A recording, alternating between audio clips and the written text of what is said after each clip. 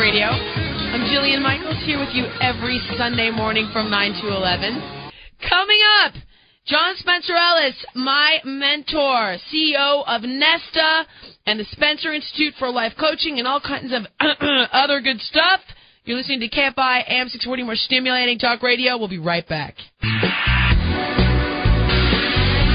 Welcome back to KFI AM 640, more stimulating talk radio. Jillian Michaels here with you, Sunday, 9 to 11. And today in this studio, my Uber mentor, John Spencer Ellis. John, what's up, brother? Welcome. Hey, thank you so much. It's so good to be here. What are you laughing at? I just started. You're already laughing at me. Because I'm thanking you for being here, because you're my guest. You're like, thanks for making me come on your show. Okay, so John is, I'll give you guys a little rundown, CEO of Nesta, National Exercise and Sports Trainers Association, CEO of the Spencer Institute for Life Coaching, which I specifically want to talk about right now. Also, CEO of the Get America Fit Foundation, host of the OC Body TV show, this just makes me want to puke, John, holds 20 certifications and degrees in education, business, and health science. John created fitness programs used by Cirque du Soleil and the U.S. Secret Service. He consults the UFC, which is the coolest thing ever.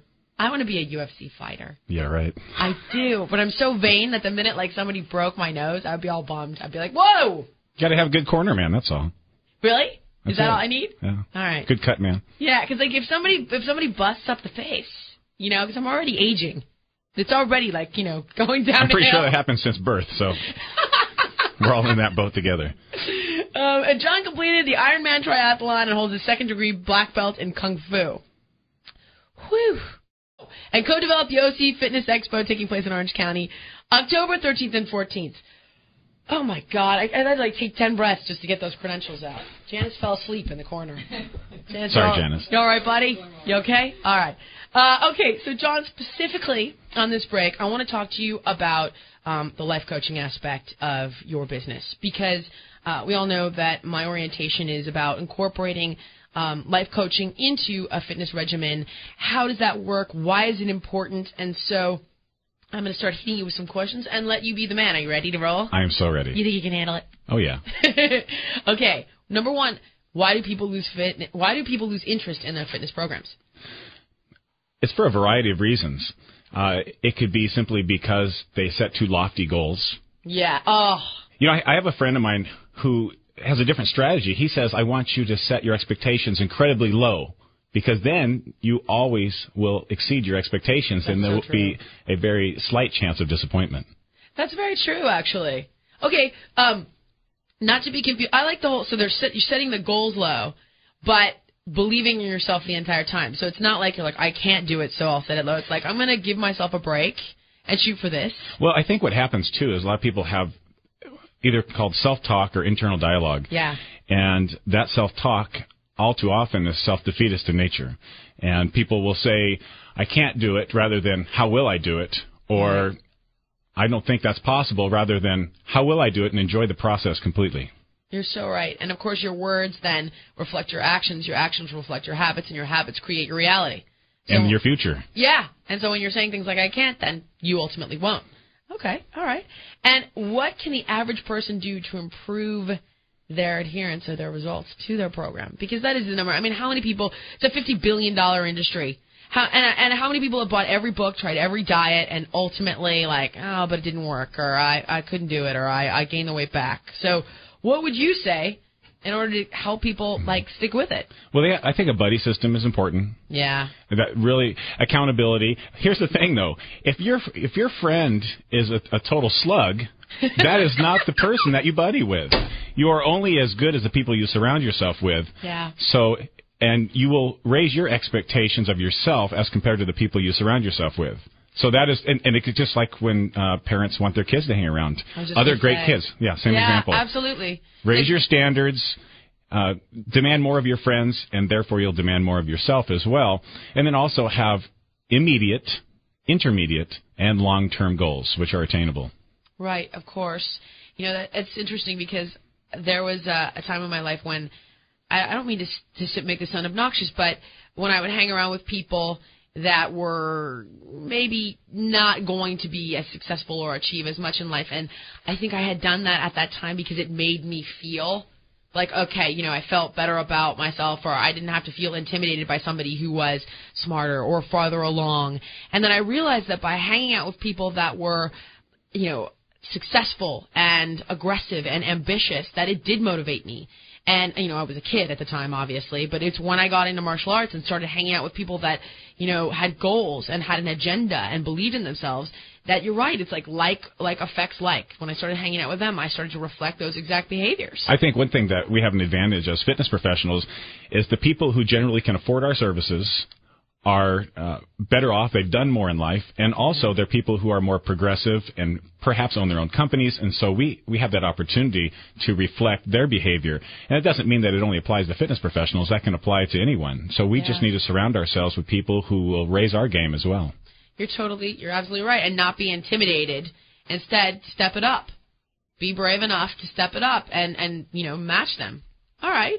Now, what psychology is involved in the process of sticking with a program and realizing the desired results? It's different for everybody.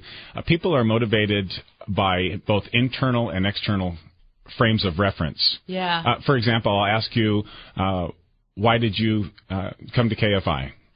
I came to KFI because I wanted to show people that I'm not just this very reason, because I wanted to show people that fitness to me is not just about crunches, but it's about empowering themselves. And it's about, to not sound too new agey, it's essentially self-help.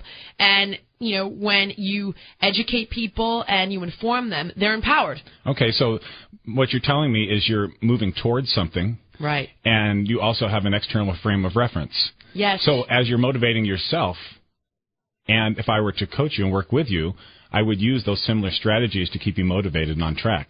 Right. We would move towards whatever you want, and I would also remind you of the things of an external frame of reference. Think about how you make people feel good and so forth.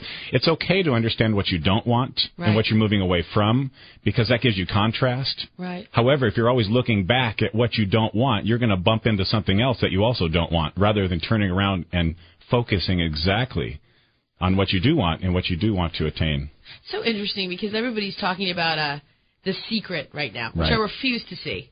I refuse, just because it's like, Patty's giving me the thumbs up. I mean, come on. I am not going to get on that train. But at the end of the day, here's the part that sucks about it, is that it's the same stuff that we've been talking about for years. Yeah, you know what? I have to say something about that. Do it. I actually am maybe doing some work with one of the gentlemen who is in The Secret. So here's the thing. If you just sit around and say, I'm going to get better, I'm going to get better, I'm going to get better, I don't have cancer, you know what? You might die. And if you say, I'm going to run into $1 million, I'm going to have $1 million, they're going to come take your furniture. Yes. All right? It's your thoughts, your feelings, your actions, your motivation, and the consistency in your approach, whether it's your fitness, your nutrition, your relationships, it doesn't matter. It's all those things have to be firing simultaneously. Exactly. Not just positive thinking. Thank you. Action. It's more than that. It's everything put together.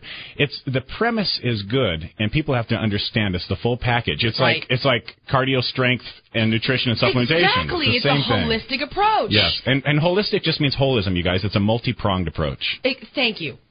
That's exactly it. And so it's like, that's exactly my point is, you can't just sit there and go, the glass is half full, the glass is half full, the glass is half full. You have to take steps. You have to take action. So thank you. It's a multi-pronged. That's exactly what I've been trying to articulate. Hey, thanks. Yeah. About this. Patty, do you feel good about that? How do you feel about that?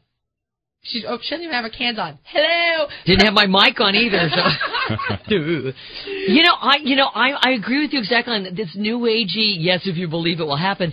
I think a positive approach is very cool, but I think that you also have to be realistic and grounded in the world. Thank you, and taking action. Well, here's the thing: people do holistic or mind-body, or technically brain-body activities because they want to become centered. Yeah. But what happens is they indulge in it so much, they go past the center all the way to the other side.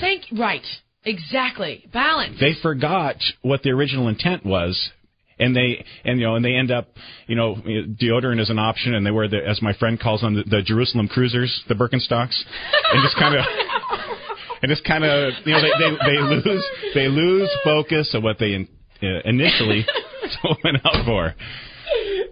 Woo! The Jerusalem Cruisers. You like that? Birkenstocks. I do like that. I hate Birkenstocks, by the way. I cannot stand them. I'm all about with those little Brazilian flip-flops. What are those? They're super... come on, Janice.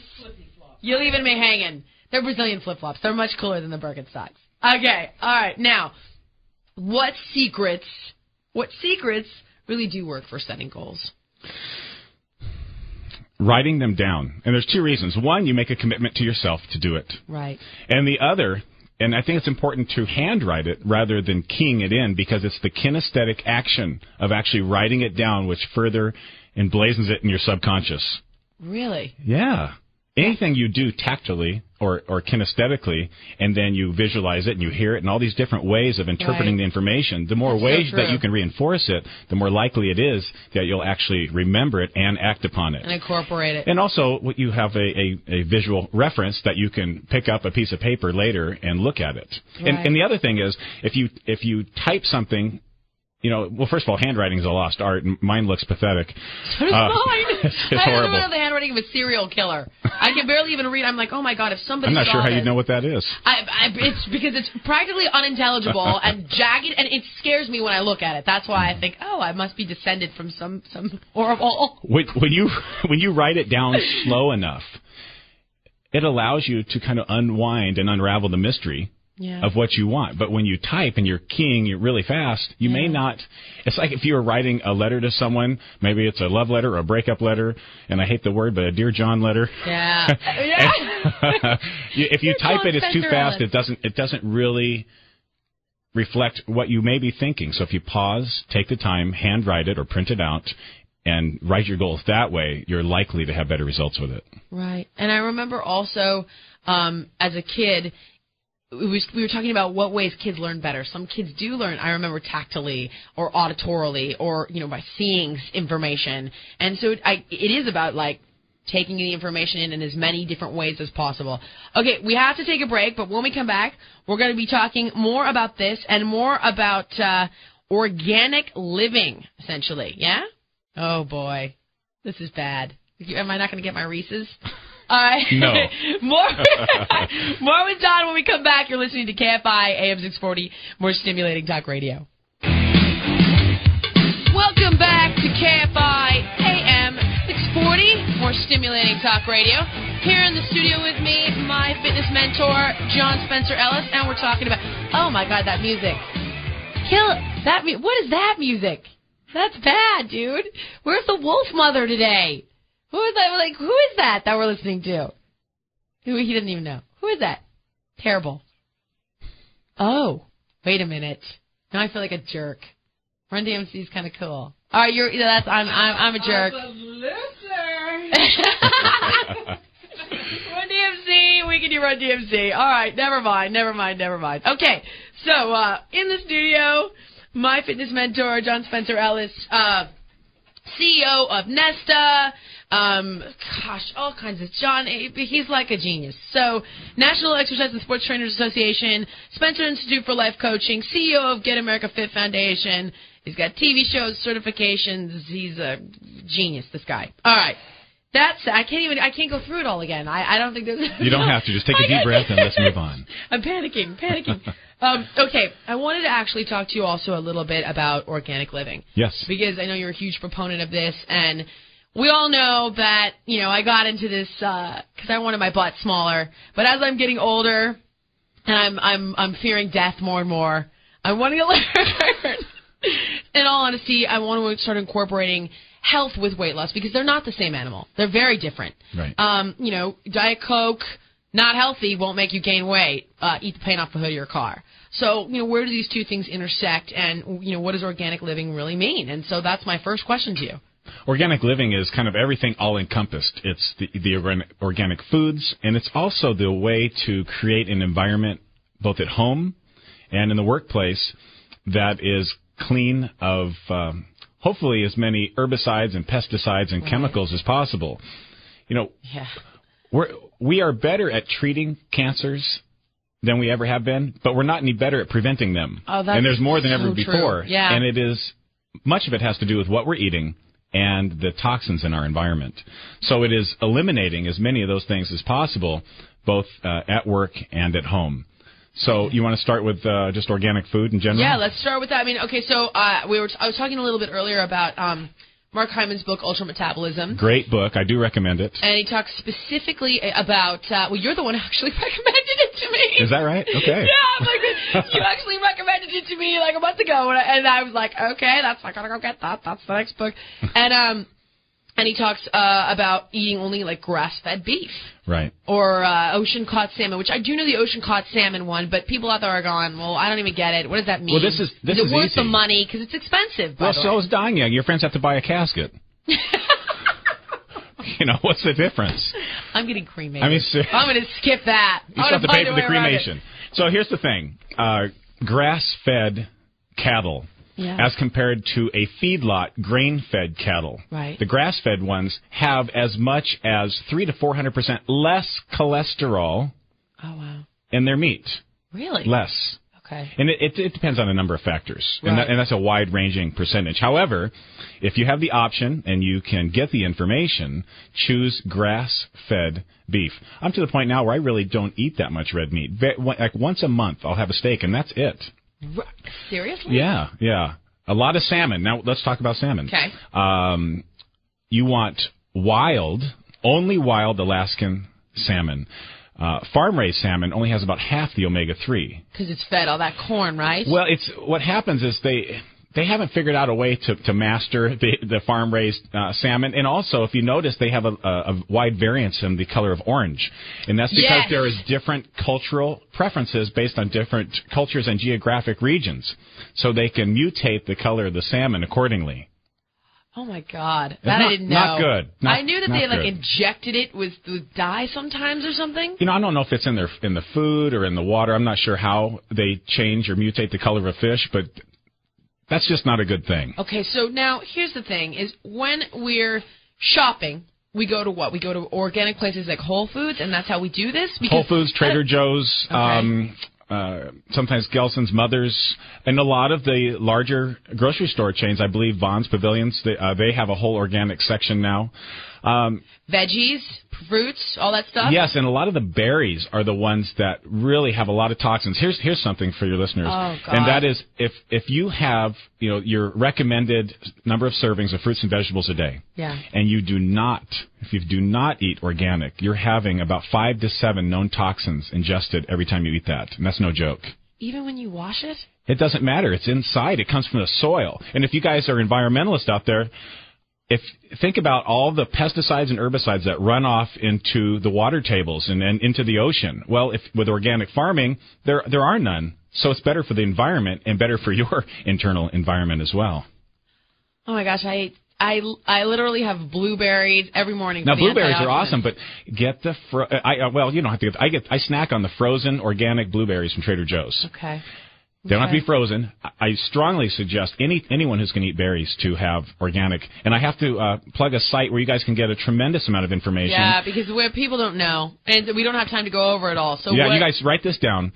The lady's name is Laura Klein, and the website is organicauthority.com. Real easy to remember. That's pretty easy to remember. Laura Klein, organicauthority.com. Yep. Nice. Okay, we're going to have to take a break. John, will you stay and do calls and questions with me, please? Hey, it's your world. I'm just visiting.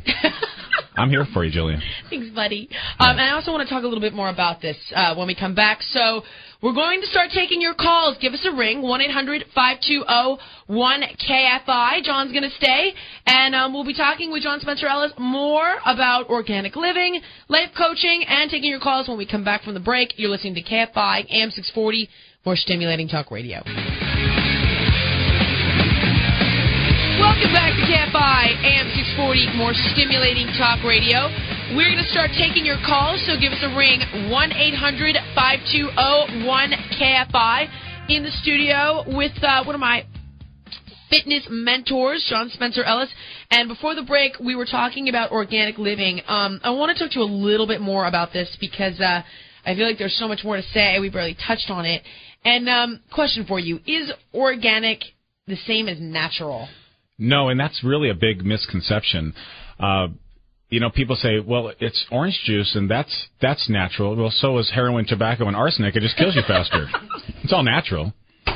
So cocaine is also yeah. natural. So how did you leave that one out? I'm sorry. So Aaron, it's just not my thing. Right. But people have to be cautious about anything that says natural. Yeah. Here's a great example. When we talk about truth in labeling, under and I don't have the exact figures, but approximately, when you see something that says artificial colors and flavors, right, the wonderful lobbyist in Washington, D.C. for the food industry has worked it to where they can put in 30 products or chemicals under the title of artificial colors and flavors, up to 30. Wow. Do you know what's in there? Yeah. I don't. No, I did a whole thing about this in my next book, just about processed foods and how half of the ingredients on your label you can't read, have never heard of, and you're just like, what the hell is this? And yet we eat it on a regular basis. Right. And we at the break we were talking about the inflammatory processes that happen from all these chemicals, and most autoimmune or all autoimmune disorders stem from inflammatory processes, and many of the inflammatory processes stem from the additives in our foods. Okay. That we're all too often unaware of. You were saying like lupus? Well, lupus, Crohn's disease, chronic fatigue, Epstein-Barr, yuppie flu. You can call it whatever you want. Fibromyalgia. It's just under that same umbrella. Yeah. And they all stem. And even Alzheimer's is an inflammatory process. Bronchitis, at first they thought was constriction of the bronchioles, but that's a secondary process after there's an inflammatory process, and it all stems from the things we eat and our environment, and we have the ability to control that.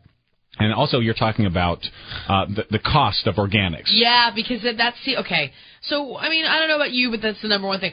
Well, it's expensive. And then you can't really, you're not really in a position to say, well, you've got 3 kids, you struggle to make ends meet, spend, $5 on apples instead of $1. Like, it's hard to say that to somebody. It's just hard. They can make all the excuses they want, but the fact is that the people have the power. It's supply and demand. Right. The more we demand it, the more growers will produce it, and therefore the supply will increase and the price will drop. Right. At what rate, I don't know. However, history shows that it will happen. Yeah. I'm not economist in this room, but at some point I'm telling you, this economic theory has been proven. Supply and demand. Look into it. Of course. All right, now what about bulk? Can you get these things in bulk? I know that Trader Joe's is really affordable, though. I think Trader Joe's is great. If I could just pitch a tent in their warehouse in the back and just hang out there, I would. They're like, good morning, John. Hello. Hi. I'm just going to make my coffee. Yeah, I'll be on aisle 4 if you need me. Right, if you need me, I'll be hanging out there. Of course. Okay, what about, all right, now, where's the crossover here? I mean, what about when you're eating out? Because I don't cook. I can't cook. Hate to cook. What about when you're going out to restaurants? Where's the balance? Where's the happy medium with this? There are some restaurants that are, for example, they have, raw foodies have their own restaurants. Obviously, that's going to be all organic. Now, that's not my choice, but I'm just letting you know that's an option. That new M place and that they all do the trendy people go to? For example, in Newport Beach, I know there's some organic restaurants that are very good. I don't know their names, but they're on PCH. Yeah. And if you can't always eat organic, you do the best you can as frequently as possible. Okay. And here's the thing that people have a misconception about. They think, oh, my God, organic, that's like nutty, crunchy granola. It has nothing to do with that. So true. Organic actually has better taste because the flavor and the contents hasn't been nullified or reduced by all the chemical additives. Right. So it actually has a better taste and is more colorful, and it's more beautiful presentation if you're into presentation for food. But you not being a cook, you probably aren't familiar with that, are you? No, but I've tried. I really have. I have really given it the college try. It's just time after time. I also don't like dishes. There's a bunch of dishes. It's yeah, not a big dish fan over here either. Yeah, no, probably not. No, not. But But I make my efforts, and I do eat like breakfast and lunch at home often, and I do my whole organic flaxseed cereal now. And that's good. You can get that flax yogurt. and add it to your regular cereal as well. Yeah. I add the flax, and they actually have little blueberries in it too. And I sprinkle that on the cereal, and you can also put that in your lasagna. What? Yeah, you sprinkle it on your lasagna, not the one with blueberries. Well, you could, but I don't know. I like that. Hey, Janice, John's lost his mind. John, let me know when you find it. Really? Okay. See, yeah there's going to be. I'm sure there are obviously probably organic cookbooks out there as well. A ton of them. And probably on your friend's website? Yes, organicauthority.com. Laura Klein at organicauthority.com. That's correct. Got it. Laura. Okay. All right. I have a call specifically for you, triathlon man. Dun, dun, dun. Iron Man. Let's jump into it. Also, guys, give us a ring, 1-800-520-1KFI. We're taking your calls. Stephen in Mount Baldy, welcome to KFI. Hi, how you guys doing? Good, thanks. Great. Good. I love your show. It's so good to have this on the radio. We need to touch all the people out there we can to get them motivated and get them going, you know? Oh, thank you. Yeah, I think you guys rock. And you're funny. Great. My question what I'm wondering is I'm about 6'3", about 155, so I'm pretty lean. I'm 35. So I got a very fast metabolism, and I was just wondering, what do you recommend? I've done about 2 triathlons, and I'm training for a couple more. And what kind of diet and fitness program should I go on to? Because I'm trying to also work out and gain muscle mass as well as train for this. Okay, so you're 6'3", 155, and 35 years old. Correct? Yes. Skinny dude. You're lean, buddy. Yeah. Yeah. You probably have a pretty large bicycle. You know what? Here's the thing. Here's the trick too. If someone wants to drop some pounds, train for a triathlon. Right. There really is no option. You're going to be lean. Yeah. And I don't mind that, but I'm trying to I have a friend who's a trainer, and he said double my calories, double my proteins, and so on. Well, we don't know if double is exactly right because we don't know where you're at now. So that would be a shot in the dark. Here's what I can tell you is that endurance athletes break down muscle more than bodybuilders do because of the intensity and the type of training they're doing. So oftentimes triathletes or multisport or endurance athletes don't feel they need that much protein, but in fact they need as much and sometimes more than bodybuilders.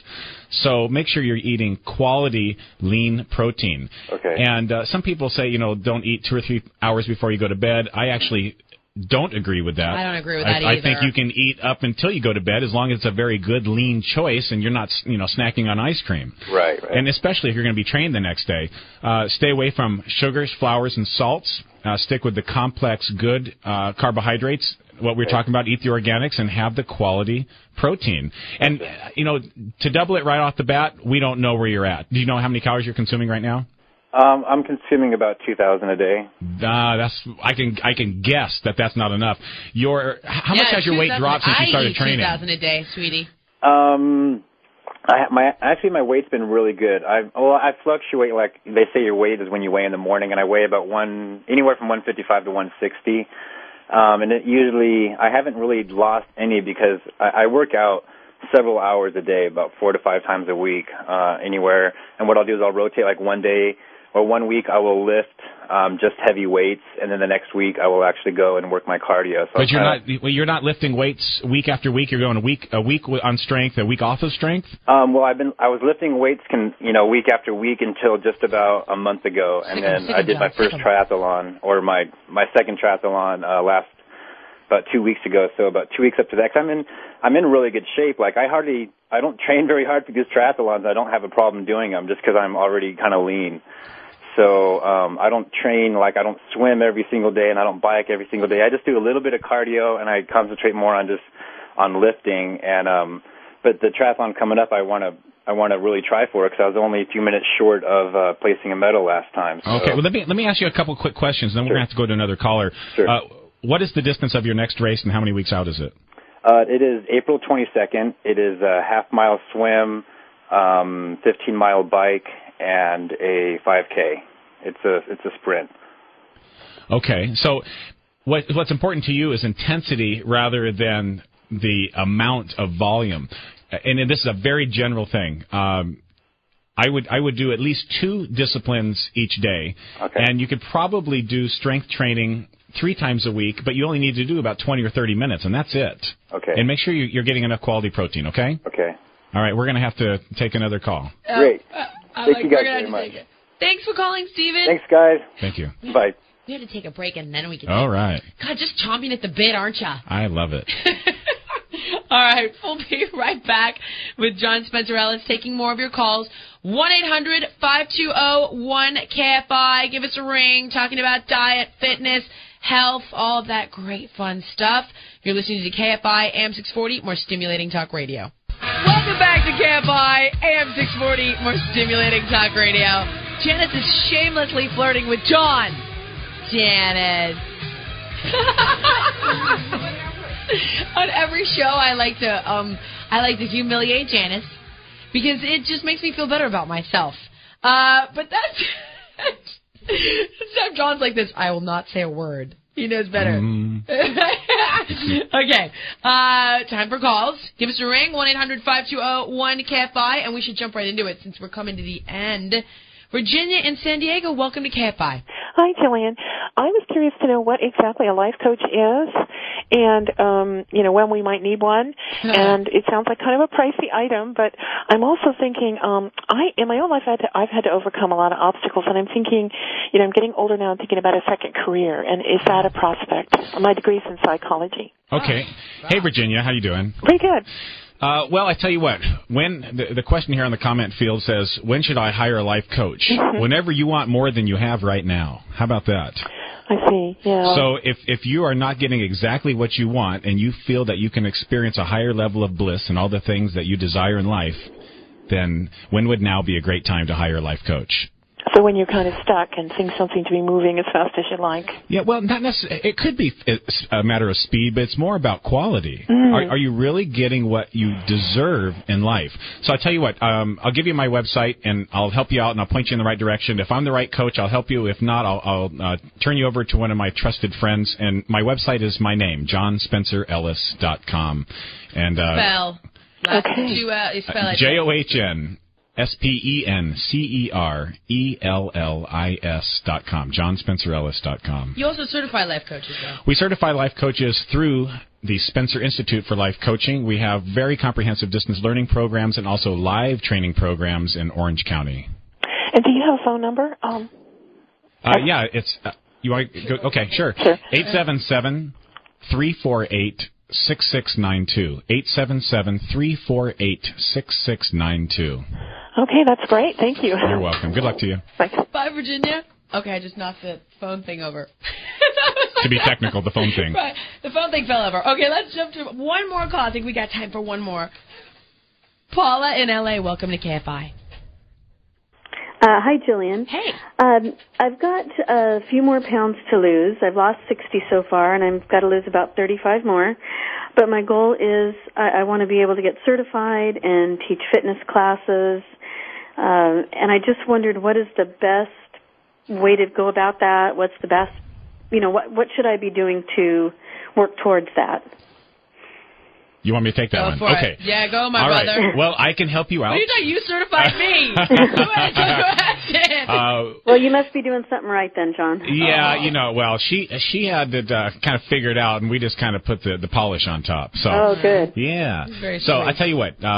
Here, go to this website, Nesta, Nesta, certified.com, nestacertified.com.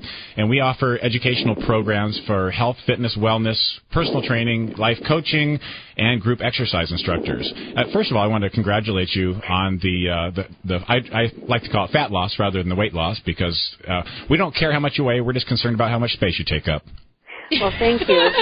Genius. And Jillian's had a lot to do with that. I miss you so much on The Biggest Loser this season. Oh, thank you. Well, I can't make any promises about that show, I'm afraid, but I'll be back on a show that will be on in fall, so stay tuned for that. And thank you so much for saying that. That really warms my heart. Well, you're, I think, motivating an awful lot of people. And I was also going to ask you, what do you suggest to keep motivated? I mean, how can I keep motivated? And how did you go about finding a mentor? I mean, what was your pull towards John, or what is the best way to seek out a mentor? Oftentimes, because I really need it, I think. I hear you. And oftentimes, I think fate tends to put you in the right place when you take action. And so, obviously, I've had several people mentor me in my life. My first was my martial arts instructor, and then as you begin to, quest for knowledge in the field, you begin to branch out, you begin to do the work, and I came across John, and when I reached out to him, he reached back to me, and that's where it's like I put the effort out there, I put the energy into the universe, I had the right mind frame, and then I took action, and then it comes back to you when you take action. You're calling us, you've reached out to us, John's referred you to his site, and now you're making a connection there, and I'm sure that will blossom and probably lead into a million different directions because you're taking steps and you're taking action and you've identified your intention. Right. Does that make sense? Right. What do you do to stay motivated? I identify all the reasons that I want to be motivated. And this goes back to the list that John was talking about, which is writing down all of the reasons that, all the things you want. And again, those are all the reasons that you want to be in shape, that you want to be healthy, whatever your motivation or your external drive is, as well as your internal, and you've got this frame of reference. And then every day I go back and I look at my wish list and I look at this contract that I've created with myself about what I'm going to do, what I'm going to achieve, what I want for myself, and why. Because at the end of the day, as much as John is brilliant and I am brilliant, we cannot want it for you. You've got to want it for yourself. All right, unfortunately, we got a jam. John, I'm going to be throwing today's quote to you. All right, today's quote is, remember, you're responsible for your kids' future. Couch potatoes breed tater tots. I love that one. All right, stay tuned for Leo Laporte. Thank you so much for tuning in. It's been an awesome show. John Spencer Ellis, mentor of mine. You're amazing. Check out johnspencerellis.com for more information on everything we discussed today. You're listening to KFI AM 640, more stimulating talk radio. Peace!